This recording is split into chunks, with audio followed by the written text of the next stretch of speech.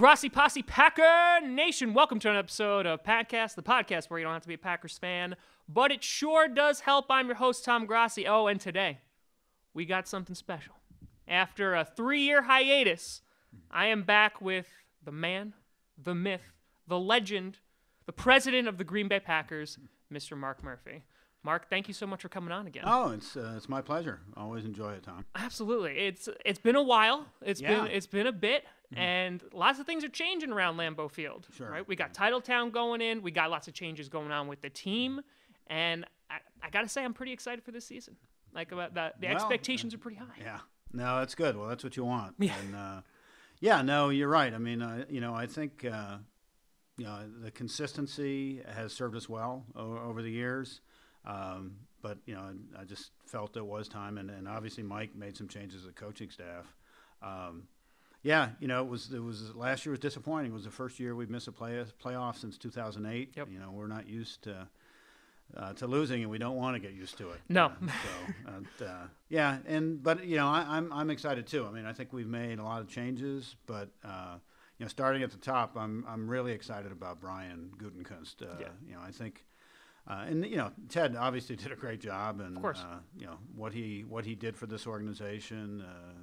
He'll be in our Hall of Fame, and he'll be remembered as one of the greatest general managers in the history of the Packers. I think he's transitioned to the senior advisory role. He's such a professional. He's been so helpful to Brian.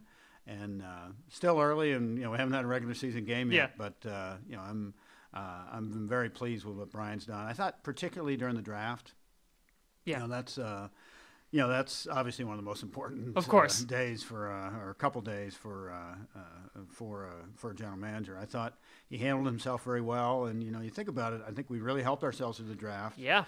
Added some key pieces, and we have a first-round pick, extra first-round pick. That ain't too shabby. So it was funny, Tom. I have my personal email address at work. That, of course. But I also have Murphy Takes 5, which yes. is public. And so during the middle of the draft, when we traded from, I think we were the 15th pick yep. Down to the 26th or whatever it was, I got so many emails. What's going on? What are you doing? And but then it was funny. I didn't hear anything. Then afterwards they're like, okay, never mind. I was actually live streaming during that. Yeah. I was live streaming the draft, and everyone was like making jokes of like, oh, the Packers will trade down, and we were like, ha ha ha ha ha. And then it happened. I was like, no, no. And then I saw what we got, and I was like, oh, okay, no, we're okay, we're good. Yeah. We ended up, we really liked Alexander. We ended up getting somebody we really wanted and think can help the team. Yeah. Getting the number 1 pick next year. I know it's not going to help us now, but that's a great asset to have. It's a good rain check to have. Something to help definitely in the future. And we have a real incentive to root against the Saints. Yes, we do. Absolutely. I was talking about the Saints last week, and we were talking about, I was like, I love Drew Brees, nice guy, great player, and things like that. And, they're built like a team, but I hope they tank this year. And I just don't hope it goes well. I think for starters, he's done great. Yeah. So I think I'll be very curious to see what the future holds. No. The big news that I got to get right out of the way, and that's on everybody's mind, sure. and I can't stop getting comments and emails about, is the Aaron Rodgers contract extension. Sure. Yeah. So it's at this point that I have $6. So if we could... that could help towards the contract. Any little bit helps. Yeah. Is it 6? It's all 1. It is 6. Yeah, I went right. to the store beforehand. Well, thank you. I appreciate it. I wanted that to go towards the contract. I'll start a GoFundMe, whatever needs be. Yeah. So I have to ask, how are things going with that? These things take time. Of course. We're still hopeful we can get it worked out, but we're not there yet. No. Yeah, and it's one of those things that he has 2 years remaining on his yes. contract. We would like to extend him, of course, but no, that's it's complicated. Yeah, it is. Yeah. Both from his perspective, and I think everyone wants to come together. Everyone wants Aaron to stay. Aaron wants to stay here. Yeah, he wants to finish his career here. He wants to play till he's 40, and we have the same incentives. At least let's push it. Let's go 45. Why not? At this point, if Tom Brady can play at 41. You know, MVP level at 40. Yeah, I mean that's pretty darn good. Yeah. But yeah, no, that's one of those things that I think as a regular fan, it's kind of hard because you're just looking at it, just like just throw all the money at him, just do that. But as an organization, you know, you do that and you end up like a team that is currently in debt and you have no roster moves and it becomes a mess. Yeah, well, you know, there's a hard salary cap in place, and you want to, and Aaron wants us too. You know, we want to make sure he's fairly compensated, but we also want to be able to build a championship team around him. Of course. And that's really the challenge. Yeah, and so to jump off that point, so last year was a little bit of a weird year in the NFL. So the NFC Championship game was 2 backup quarterbacks. Yeah. So, and one of those backup quarterbacks, Nick Foles, going on to win a Super Bowl. Yeah. So I think when you're looking at the Packers, it's a very interesting example because our quarterback obviously goes down and we finished 7-9. Brett came through in like some key plays. We won some overtime games. I mean, technically he has more overtime wins than Aaron Rodgers right now. I mean, technically. But he was able to get us to where we needed to be, but we fell short. Sure. Yeah. So what do we need to do to reduce our reliance on Aaron Rodgers? Because while he is like, you know, there's not one player that's bigger than the team, and you want to make a competitive team. So how do you go about currently where we are, where if Aaron goes down, Packer fans everywhere start crying? It's a great question, and the reality is, if you're paying your quarterback to be the franchise quarterback, it's really hard to put a lot of money into the backup quarterback. Yeah. So you need to have talented young quarterbacks behind him. You know, it's interesting. You mentioned the Eagles, so they have a quarterback on a rookie contract. Yeah. And so they were able to go out and get a veteran quarterback, and they paid him. I mean, it was a very smart move on their part. Oh, absolutely. And then you look at the Vikings. You know, they really last year they didn't put a lot of money into their quarterback position. They did not. And so they were able to put a lot of those resources into their defense, which is one of the best in the league. It's phenomenal. Unfortunately, it's going to be interesting going forward, with now it was only 3 years, but Kirk Cousins, that's a pretty major investment there. It's all guaranteed money, over $80 million. That's a lot to throw at a quarterback. Yeah. And I don't want to put it all on Brett Hundley. But we did not have enough depth as an organization last year to overcome the injuries. Yeah. In 2013, we barely did. Yes. And looking back on that, Matt Flynn was really the key. Yep. And he was able to kind of put together enough wins. That Dallas game. Yep. It was incredible. We were, we were hopeful it kind of be a miracle again last year when Aaron came back, but we just put ourselves too far behind. Sure. So we need to play better. I know you don't want to hear this, but if you're paying a quarterback, if you have an elite quarterback and you're paying him big money. If he goes down, it's going to be difficult. It's going to be difficult. Yeah. Absolutely. Yeah. And I think also when you look at the Vikings, like you said, they have that elite defense. They lost their running back too, and Dalvin Cook, they lost a lot of people last year, but I think it's kind of almost like the Broncos Seahawks mentality, obviously not now, but of building that strong defense so you don't need to have that high powered offense. Yeah. Since Aaron's been here, I mean, it's all been essentially about the offense. And we've built our team around him. He's arguably the most talented quarterback in the history of the league. So we'd be foolish not to. Yeah. But you never want to be so dependent on one player. Of course. But obviously we're going to do everything we can to keep him healthy. Of course. When he's healthy, we're a different team. But this is just my thought. I thought Case Keenum played very well. He did. The Vikings. He definitely did. He stepped up. I was a little surprised. I thought they may stay with him, but obviously, Kirk Cousins is more talented. But Keenum, he seemed to me to be a good fit for them. Yeah. And really he established himself as a leader. He was like surprisingly mobile as a quarterback that I didn't really expect from him. Yeah. And while I don't want the Vikings to succeed at all. It's one of those at all. But like you look at Kirk Cousins, who is very hot and cold. Yeah. And so I'm like, that's a lot of money to throw it at him. But with the way that contracts are going, it's getting insane. Yeah, well, and the unique thing about that is it's 100% guaranteed, and it's only 3 years. Yeah. So after 3 years, he'll be back, in the market. In the market, yeah. So good for Kirk Cousins. Yeah, it's great for Kirk Cousins. He's living the life right now. He has to play for Minnesota, which is the problem. But, he's living the life. Yeah. So that being said, did last season's result kind of spark these changes that were made? Because like you said, we've been so traditional. Consistency has been key, whether it's been Dom Capers, whether it's been Ted Thompson. So we've kept these people around for a long time, and then it was crazy, our offseason, comparatively for the past few years. Yeah. And so do you think that the way that we finished out, it was kind of like, all right, like let's kind of change things up a little bit? No, I think there's no question. Yeah. The way the year played out, I think it caused all of us to take a close look at what we're doing. And, it's not like it's been broken. Sure. I think now 2 out of the last 4 years we've been in the NFC Championship game. Yeah. We've been right there. So, you can understand. And like I said, I think the continuity has served us well. Yeah.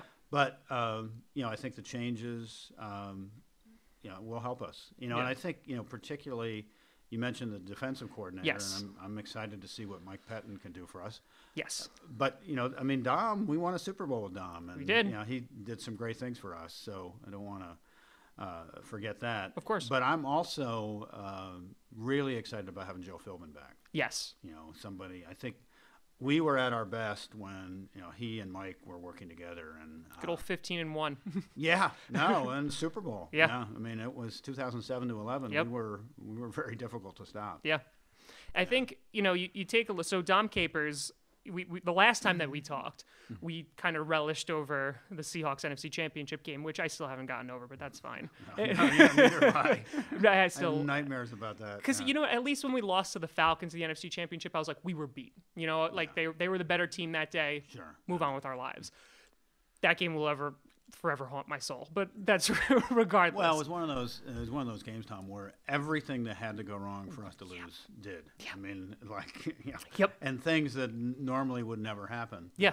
But it's just one of those days. It's that's why you play. The momentum is a very strange thing, and we lost it, and it's a shame, because you don't get in that position very often. Of course.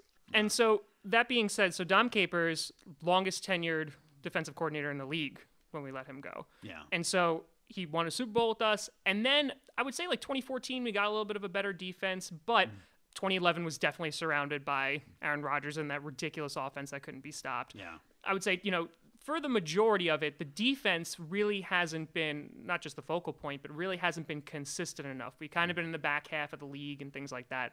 So besides last season, what kind of sparked the, all right, we kind of need to move on from Dom Capers? Well, obviously that was Mike McCarthy's decision, but I was certainly supportive of it. I think it just, it was time. Yeah. You look at it. Dom has had a long coaching career. Yes. This is the longest he's ever been in one place. Yeah. So he had a great run here. Of course.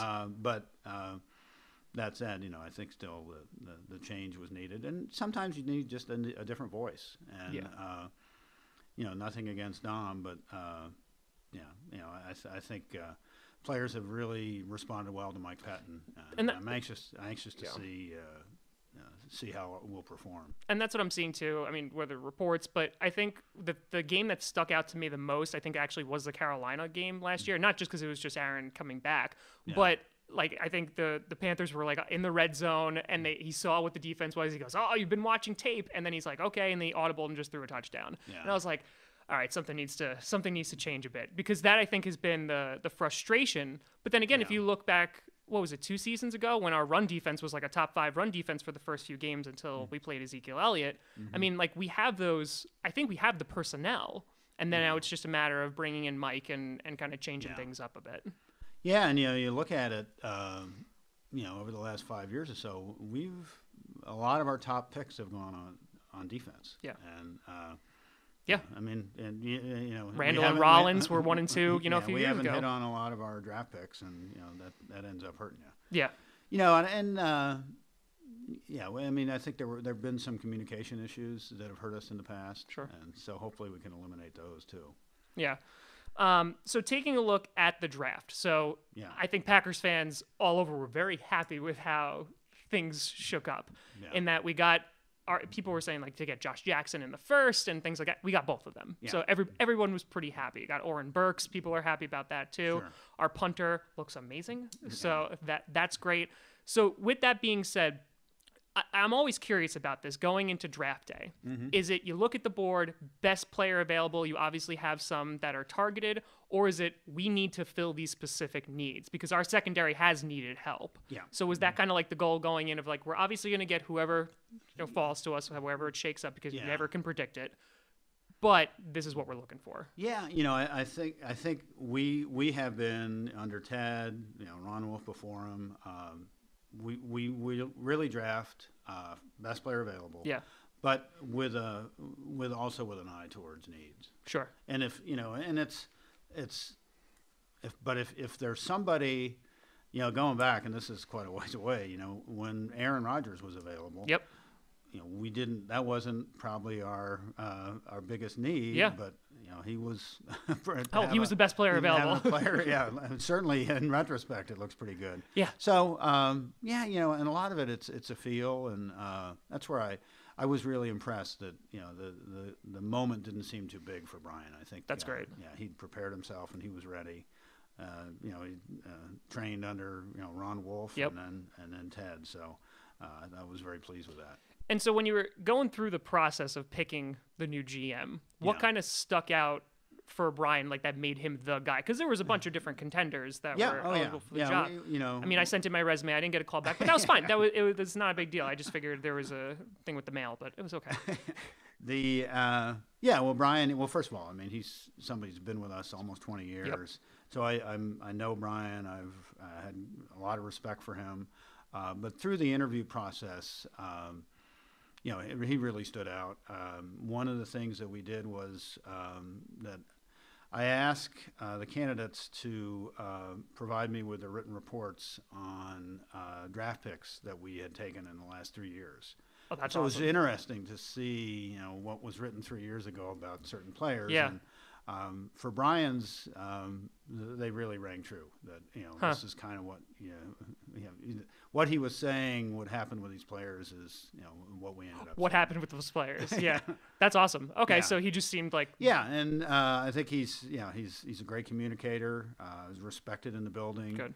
As I went through the process, it was clear to me that the two most important people within football operations, setting aside Mike McCarthy, were Brian and then Russ Ball. Mm-hmm. And so figuring out a way that I could keep both of them was important to me. And then, of course, promoting Russ and then hiring and promoting Brian was kind of the way I looked at it. the way to go. Yeah, and that makes complete sense. And like you said, what we've seen of him is we all like it so far. Yeah. So with him at the helm, is this more of one of the things that we were talking about Ted and that the draft pick, like he's got like Clay Matthews, we've gotten Aaron Rodgers, we've gotten a number of people, and it's been great. The one thing that I think fans have been vocal about is our lack of aggressiveness in free agency, and that's the theme that's been going on for a while. And as I tell people constantly, that just because you sign a big name doesn't mean they're going to be successful. Like a few years ago, everyone was saying to sign Bird, and that didn't work out. Sure. Yeah. So, not everyone's going to luck out like the Broncos did, who just threw a ton of money at free agency and won a Super Bowl. Yeah. That being said, this offseason, we were a little bit more aggressive, right? We got Jimmy Graham, we got Wilkerson, we brought back Tremont Williams. Is there been a little bit of a shift in our mentality for free agency? I think, and Ted gets a little bit of a bad rap. Yeah. I mean, you look at it, brought in Charles Woodson. Yep. We wouldn't win the Super Bowl without We would not Charles. have, no. Ryan Pickett was another one. Julius Peppers. Yep.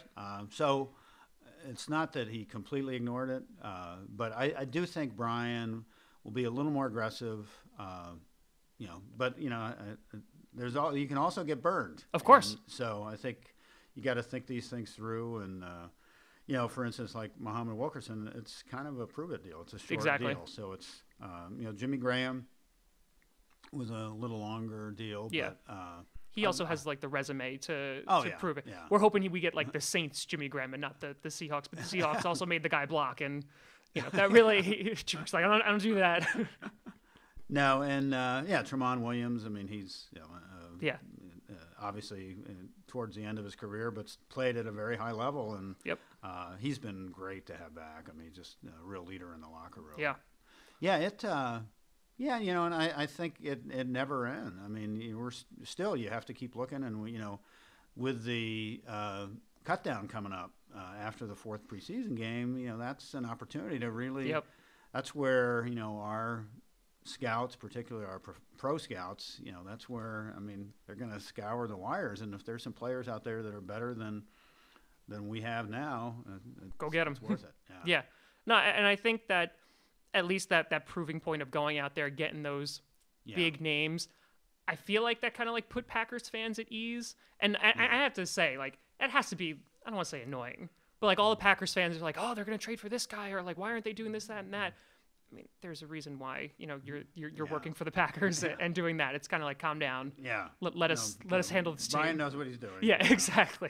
Yeah, and he's had to make some tough decisions. I mean, cutting Jordy Nelson was it had to heard from a lot. It had to happen though. They don't come any better than Jordy. He's just he's great, tremendous person, great player. But the reality is, when we signed Devontae Adams to an extension. Someone had to go. We can't. It doesn't make sense to pay big money to three wide receivers. Yeah, and that was something that I saw last year. And just looking, Jordy's was the highest. I think it was like $10.5 million that he was due, or something like that. And you need to make those cuts. And it's nothing personal. It's nothing like that. It's just it's unfortunately the business. To his credit, it's worked out very well for him with the Raiders. Yep, absolutely. Wish him nothing but the best. We'll see him in a couple weeks. Yep, yes we will. Yeah, we'll see if Aaron and him do the spinning of the ball thing. So like that's what I think we're all looking forward to. On the baseball infield. Yeah, exactly. So Oakland, Alameda. No, it's if you look at it, you can't keep everybody. You have to make difficult decisions. But if you look at it, you step back. Basically we traded Jordy for Jimmy Graham. Yeah. That's a great way to look at it, I think. Yeah. And speaking of trades, so Damarious Randall, Deshaun Kaiser. Yeah. What was now Randall, like he had like those blips of like greatness, and you're like, yes, go. Yeah. And then just got burnt in coverage over and over again. Yeah. So because I know, if I'm not mistaken, like you guys were like a little high on Deshaun Kaiser during the draft, like of potentially getting him. Mm-hmm. So what was kind of the thought process of trading away Randall? Because again, you would have liked him to work out. He was a first-round draft pick. Mm-hmm. But now getting Kaiser, is that just to like help with the backup quarterback competition because that's needed, or? Oh, absolutely. Yeah. Kaiser, he's a talented quarterback, and so to have that competition and as the backup quarterback, Damarious Randall, he was. You're right. It was outstanding at times, but he was very up and down, and probably a question of whether or not we would have entered into a long-term contract with him. Yeah. So, to be able to get something in return rather than have him just leave made sense. And it seems that with our, we have Kevin King now, we have Jair Alexander, like we're building the pieces and obviously hoping that they work out. Yeah. Rollins is another question of like, we hope that he's able to kind of get back to the form in which we drafted him. Yeah. But I think looking at what we have just on paper, we definitely have the potential, I think more than we have in the past few years, of our defense at least not losing us games. You know what I mean? Like not maybe winning us games, but at least getting to the point where it's not going to be detrimental to the team. Yeah. Yeah, hopefully. Yeah. Nice. That's the hope. Yeah, well, the game has changed so much, but you never have enough good cornerbacks. That's correct. We'll probably keep 6 on the roster, and with the spread offenses now, and so we've gone very heavy in recent drafts. Yeah. As you said, Damarious Randall and Quentin Rollins and Kevin King last year, and first and second round pick this year. So, hopefully they'll be able to develop and become solid players for us. And and then to have Tremont and Devon House gives us a little some veteran experience. Exactly, because even though we're not looking like far into the future with them, at least they can provide that veteran support and also kind of being that leadership that's needed. So we're talking about Aaron Rodgers' contract extension. Just going back for a quick second, is there kind of this mentality of, all right, he's getting up there in age, not getting rid of him. We'll never get rid of him. Yeah. But this idea of, all right, like it's kind of now or never in a little bit, or is that dangerous to get into that mentality because then you find yourself like spending a ton on free agency of basically like we kind of have a window that we have him. Let's try our obviously you try every year to win a Super Bowl, but I mean I hear that, read that a lot in the media. Of course, I mean we want to win every year, of course, and I don't think we feel any more urgency this year or that year. But in terms of extension, we want, he's our best player. Of course. We want him to feel good about being with the Packers, and so we'd like to reach an extension with him. Yeah. So that being said, you're talking about all the changes going on within the NFL, right? One of the big things that happened last year is the NFL got basically put under a microscope because of the comments from Trump, talking about the anthem. And I feel like... Well, it's been an issue for the year prior to that, too. So it's... and I felt like it died down a little bit, at least definitely with media coverage. And then last year, as soon as Trump made comments, it exploded all over again. And I think what often gets lost here, and this is something that we talk about often, is that it has nothing to do with patriotism. It has nothing to do with disrespecting the military. It has nothing to do with the flag. It was for social injustice, talking about racial inequality. And it's morphed into this discussion about patriotism, and I think it really cast NFL players in a bad light unfairly. Yeah, in that it was like, no, you're absolutely we're right. doing this, and then the narrative that's getting pushed is, no, they're not. Yeah. So in terms of the NFL, do you think that they have, like as a whole, do you think that they've, like how do you think they've contributed to that shift in conversation of it's gone from, social and racial inequality to now patriotism? Well, it's the president has done that. Yeah. Yeah, the president of the United States called our players sons of bitches. Correct. And encouraged us to fire them. Yes. That's it's insane. Like we're in the weirdest timeline right now. Like, trust me, it's that is not the issue. It never has been the issue. No. And Tom, almost 3/4 of our players are African American. Yep. So these issues are really important to them. Absolutely. Last year after the president made his statement, I made a statement that supported the players' right to, peacefully protest. Has nothing to do with patriotism. And the focus was on these issues. Yep. What we have done, we really, for this to linger on and remain an issue, it's bad for the game. It's bad for the owners. It's bad for players. We want to move past it, but we don't want to just ignore the underlying issues. And so we've met with leaders on our team and talked about what kind of programs can the Packers get involved in, and to help address some of the issues of racial inequality, police mistreatment of minorities. Yeah. These are legitimate issues. Absolutely. And so that we'd really it's kind of trite, but we'd like to move from protest to progress. Yeah. The purpose of the protest is to make a difference. Correct. And a change. So. And I think if anything comes out of this, you hope that it becomes a positive, right? In that, like all of this talk, maybe we wouldn't have had these conversations if the players didn't do that. Maybe if Trump didn't say it. Obviously, like, it's unwanted, the amount of negative press that the NFL has gotten about it. But at the same time, if you could make some like social changes, then it could be beneficial. Yeah, no, absolutely. That's the hope. And you're right. I mean, it was never about disrespecting the flag or no. Never was. Or the military. They brought the military. Yeah, I don't.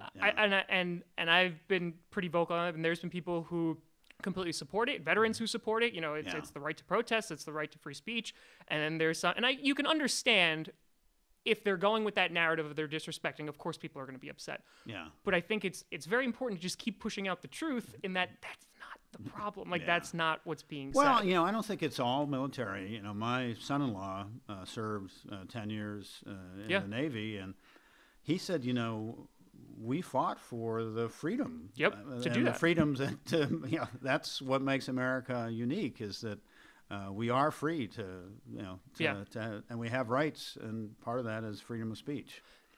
You know, the one thing you hear a lot is, well, it's in the workplace. But we're a very unique workplace. It's Yes, not you like are. It's not like a plant where we're millions making of people widgets. watching it. Yeah.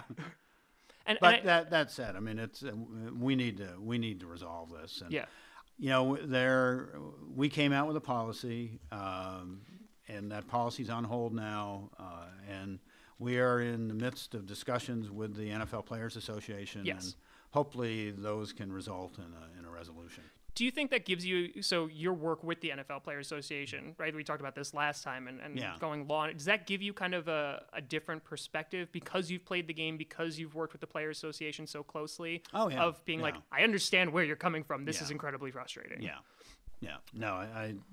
No, but you know, I was a player a long time ago. Of course, so it's not. But I certainly do tend to look at things from a player's perspective. I understand the issues, but you know, I do also want to see this resolved. I think it's good. It would be good for everybody. I agree.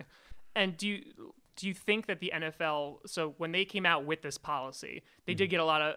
It's weird because, of course, the people that support the narrative that they're being unpatriotic were like, yay, this is good. And then the people who are like, no, this is not what this is about. You're basically stifling free speech. Sure. So do you think...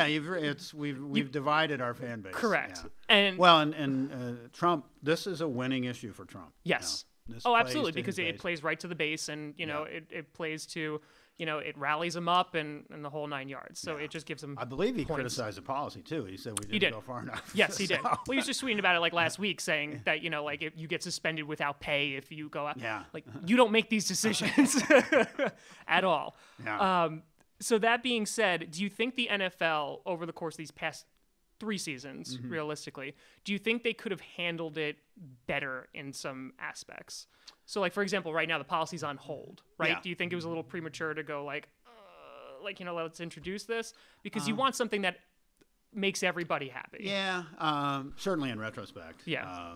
You know, I think when this started, I believe it was a preseason game between the Packers and the 49ers. Yep. And so that was the first time. And somebody said, did you see what happened? I said, no, what happened? No, did we win? Colin Kaepernick kneeled. But now it's obviously become a bigger issue. But so it was, you know, several years ago. And, you know, you'd hope that, I think, Tom, one of the issues I see is we do not have a good working relationship with our players union. Yeah. And I think if we had a better relationship, maybe some of these issues would and these are tough ones to resolve. Absolutely. But, maybe we could have been able to resolve these a couple years ago. Yeah. And, you know, the other, and Rodgers in a tough position. He's getting hammered. Well, that's the other thing. Across the league, it split the owners too. I mean, you know, depending where, you know, for instance, you know, in California. People in California view this differently than people in Texas. And so he's getting it from both sides. And the one thing I would say, I think this issue is kind of going away, but with some of the things that we've done, we're keeping the issue alive. Sure. Well, for instance, this past weekend, or mostly Thursday night games. Yeah. Really, I think there were 3 players that kneeled. Yep. There were a couple that stayed in the locker room. Yep. There were a couple that raised their hands. Yep. But you reading the media accounts of it, you would have thought it's everywhere.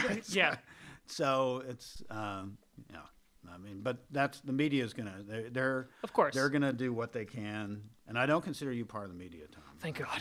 That is the biggest compliment you could possibly give me ever. No, it's they're, and it's changed. You know, they're looking for what's going to cause people to click on. Sure. The article. Of course. I mean, it's it's interesting you say that because it really is dividing, and I feel like it's almost unfairly, even before the policy, I'm saying unfairly put this attention on the NFL. Yeah.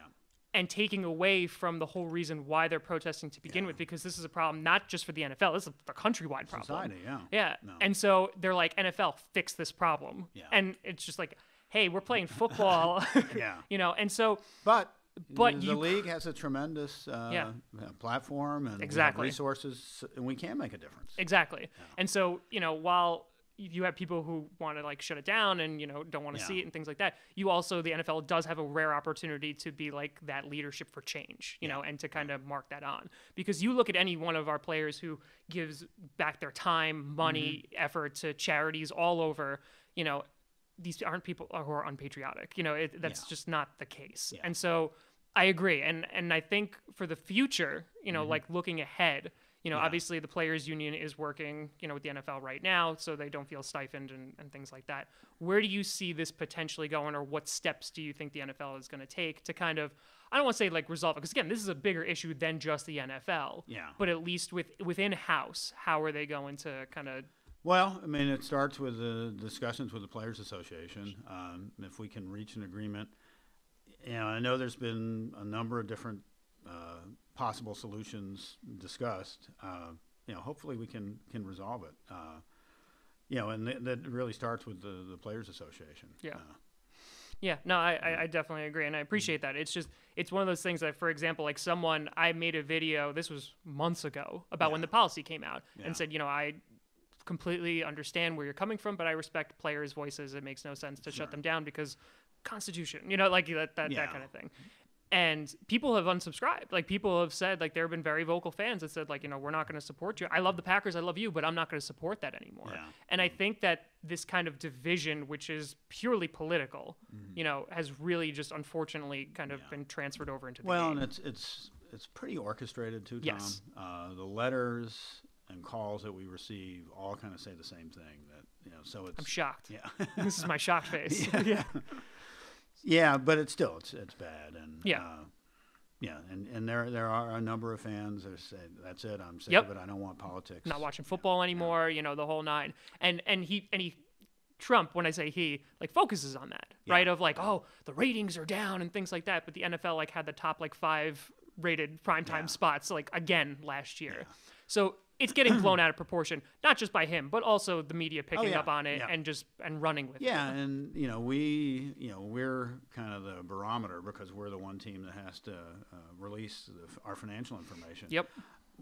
We do not think that the Anthem had a significant impact on our revenue. I think our losing season was part of it. Of course. And we had some expenses for some of the changes we made that led to we still are profitable. We just, our operating profit dropped off some. Yeah. It's an issue. And again, I hope that the original true purpose of it is rectified, not just on the NFL, but also society wide, because that's something that is not going to go away. And I think if it's kind of silenced, it's just going to make things worse, and it's just going to linger on, like you said, which is bad for everybody. Yeah. So, no, I agree. Let's go to happy things. So, 2018 Packers, a lot of expectations from the fans, besides obviously winning a Super Bowl, which is obviously going to happen. What are the expectations do you see for this team?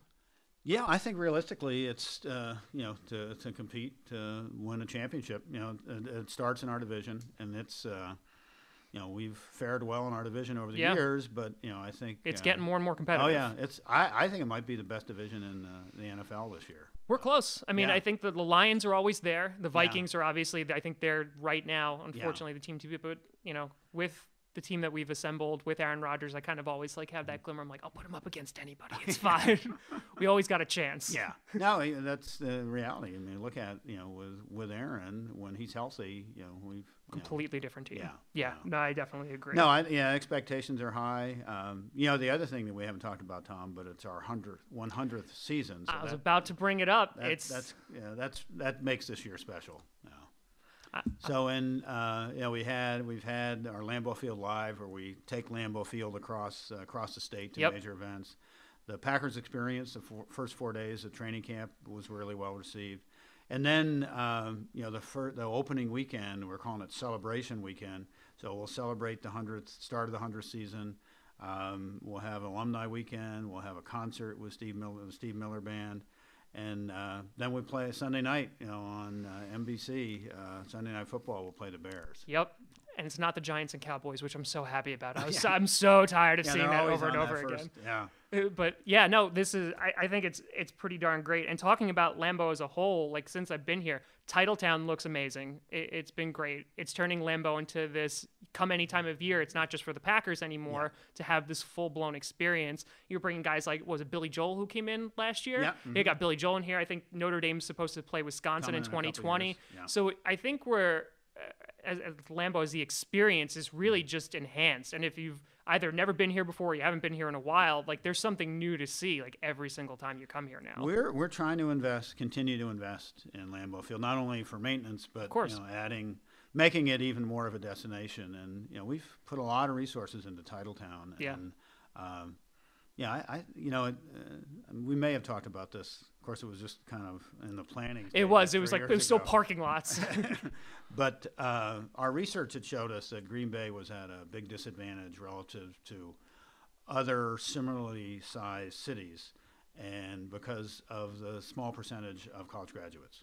Oh. So we looked at, what kind of things can we do to keep more college graduates here and attract more college graduates. Yeah. And, that really was kind of the motivation for Titletown. Yeah. And, I think we're off to a good start. We had, last summer, we opened up, we had our 3 anchors. Yep. Lodge Kohler, Hinterland Restaurant and Brewery was the first one to open up. I got to stop by there later. I hear really good things. No, it's great. They had outgrown their space downtown, so yeah, it was perfect for them. And then the Bell and Health Sports Medicine Clinic. But so they've been great. And then what's really unique is, the Titletown is going to be roughly 45 acres. Wow. And about a quarter of it we've dedicated to public park and plaza. That's awesome. And that includes the Tubing Hill, which really, it's really interesting. It's pretty popular in the summer. Just kids running up and down it. You know what kids love to do is roll down it. Yeah. And parents are like, yes, expend all that energy. Yeah. Yes, go up again. Yeah. So, and then the skating trail was popular in the winter. That's awesome. And there's a full football field, yep, playground, there's an activity strip with all kinds of games. So it's the kind of thing that you normally wouldn't see in a city the size of Green Bay. Yeah. Yeah. And it's investing in the community. Yeah. And just talking about Green Bay as a whole, it's not like these other places where it's just like, let's put up this huge stadium and then roll with that. It's like you said, investing in it. So I think we talked about this a little bit last time. Mm-hmm. One of the last things, draft. Yeah. I mean, we got Titletown now. Of posting the draft. Yeah. I mean, so what we have notified and applied to host a draft, but we are looking at 2022 or after. Uh-huh. And the key there is the county has announced plans to tear down Brown County Arena and replace it with an exhibition hall. And so the exhibition hall would be a key part of our draft. All right. Plans for the draft.